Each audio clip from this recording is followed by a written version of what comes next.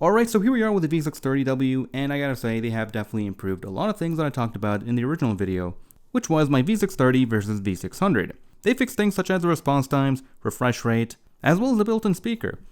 And this time with the added feature of the built-in Wi-Fi, which allows you to mirror your phone screen onto the projector itself. So first of all, we already know that it has two HDMI ins, as well as the SD card slot, which allows you to play videos through the built-in player. We also have the VGA, two USBs, one for data, and the other is for power. And right next to it, we have the rear infrared sensor, AV in, as well as the audio out. And the main difference in terms of looks is the front here is now a light gray versus the dark gray that we have here on the V630. Alright, so we got the projector stand, the table, as well as the computer, the time sleuth to check out the response times of the projector, and yes, we're going to be comparing it to the V600 and the V630. And this time around, we have ourselves the freshly painted white wall, which I painted early on in this year in anticipation for this review. Everything is connected, ready to go, so let's get right into it.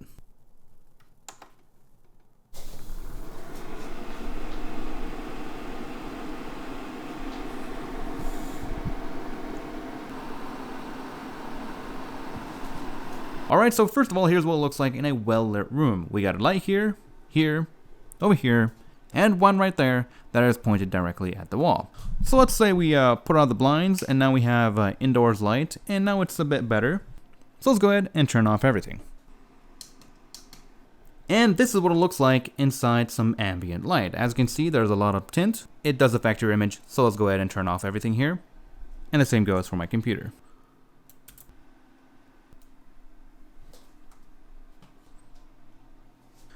Alright, so here's what we have here. We've got ourselves some really good image quality. The colors are fantastic, they're very nice and crisp, and the brightness levels, I have to say, they look fantastic. I did say in my last review that the V630 had much cleaner colors compared to the V600. And honestly, it probably looks the same as the V630, but we'll actually do some comparisons because I'm pretty sure my freshly painted wall has a big effect on the overall color.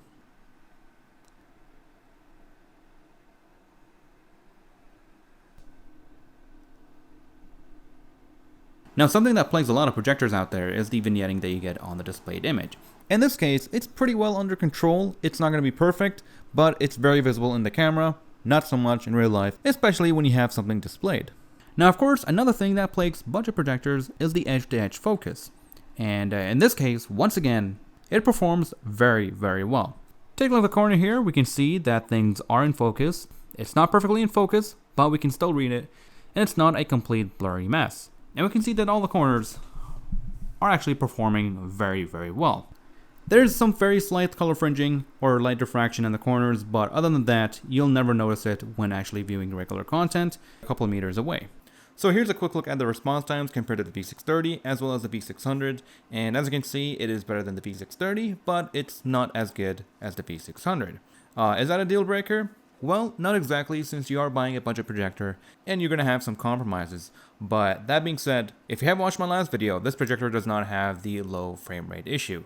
The V630, if you didn't know, had a problem where it was only displaying about 24 frames per second. It wasn't even 30 and it wasn't 60. And it was super laggy, super unresponsive, and really it was only good enough for watching videos. So this one right here still isn't good enough for gaming, but it's good for watching gameplay videos or videos that are 60 FPS on YouTube. I'll talk about it in the conclusion of this video, but first here's a side-by-side comparison. Alrighty, so we got the V630 on the left and the V630W on the right. And we have them side by side, exact same settings, exact same configuration, exact same focus. At first glance, it may look like we have the exact same image quality on both sides, but of course there are some slight differences between the two here. So the first thing you'll notice here is in the purples on the top right corner. It's more saturated on the left side, which is the V630, but not so much on the V630W. That being said, the V630 does have a noticeably brighter image. In fact, it's very noticeable, and I bet it is also on camera. We'll get back to that. In this one, we'll notice something else, which is the V630 having much better contrast levels. The colors just pop at you, they look very nice and clean, crisp, just like I mentioned in our last review. While the right side, which is the V630W, we can see that the image is slightly duller, it's not full, it feels like it's got a more of a flatter profile. Of course, you can always go ahead and adjust it in the settings. Now at this point you're probably asking, what are the settings that you have? Well, here's what I have. For picture mode, I have user, and I have everything set to 50, except for the sharpness set to 60. Then we have the color temperature, also set to user, 50-50-50. And lastly, we have the aspect ratio set to point, which a viewer has mentioned about a year ago or so. If you actually set it to that, it will show the true colors of the projector, and it removes all that ugly red color hue, all that annoying sharpening effects, and a bunch of things that make the image look really, really bad. So the point-to-point aspect ratio option, for some reason, changes all those settings and makes your image look way, way better and more natural looking. So far we got better brightness, better contrast levels, and better colors overall on the V630. Then we got this one, and at this point you get the idea. It looks better on the V630. So finally, let's go ahead and take a look at this image right here. So this is where you'll notice the biggest difference between the two here. We can see that the V630W definitely has a different backlight, and it's an inferior backlight overall. It's got more of a bluish, greenish tint, while the V630 has more of a reddish tint, but it's overall brighter and more neutral looking than the V630W. So at this point you're probably asking which one has the better colors. Well, I have to say it's the V630. It's not the V630W like I thought. Every image I look at just simply looks better on the V630. I mean, look at the difference between the two here. It's night and day difference. Night and day difference, yes, but how much detail do we actually retain here? Well, this does look more cinematic, while this one is more flat. But technically you do see more details in the shadows. Alright, so knowing that the V630 is just overall better looking out of the box, how do we actually get the V630W to look very similar? Well, I'll play around in the settings, and here's what I came up with. First, in picture mode, I have it on user, and I have it set to contrast for 75, brightness at 47, color 100%, and sharpness at 60. This gives me a good balance of contrast levels, brightness, as well as color rendition. Now inside of color temperature, I have the reds for 50, green for 37, and blues for 40, and these give me a more neutral looking colors overall. And finally, set your aspect ratio to point. Again, it will make your image look a whole lot better.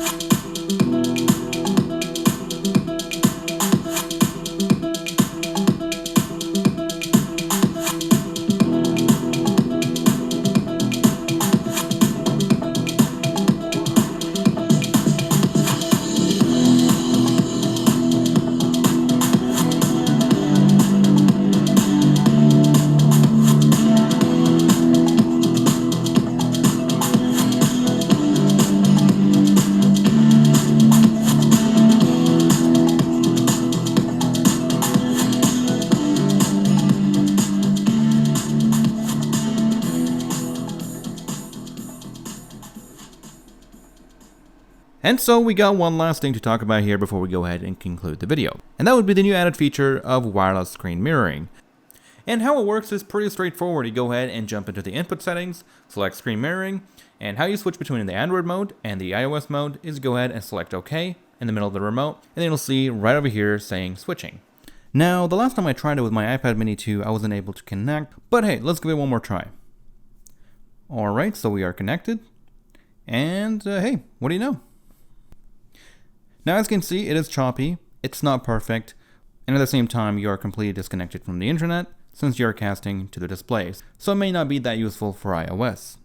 When trying to connect using my Pixel 4a 5G, I was actually not able to connect to this Wi-Fi network and cast my screen. This phone just simply wouldn't pick it up. However, I was able to connect using my LG V35's built-in screen share option, which I believe might be an LG exclusive feature, but essentially I can go here, turn it on, and pretty much connect to the actual projector without disconnecting from my current Wi-Fi connection.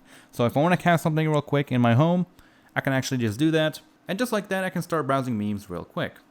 Or I could start watching some Garage 54. Basically, the connection here was actually pretty good. I just have to lay it down somewhere where there's no interference and no one walking by it. And in my testing, you need to have perfect connection in order to get the best out of it. Best to place the phone maybe on top of the projector, or somewhere where it's not interfering with other devices. If you actually grab your phone or move aside it, you'll lose some connection and get some blocky glitches. So with that said, let's go ahead and show you guys one last thing, and that would be to go ahead and disconnect my phone and show you something that is pretty cool. So if you go ahead and jump into my Windows laptop, go to the notification menu and click project, it'll bring up this menu.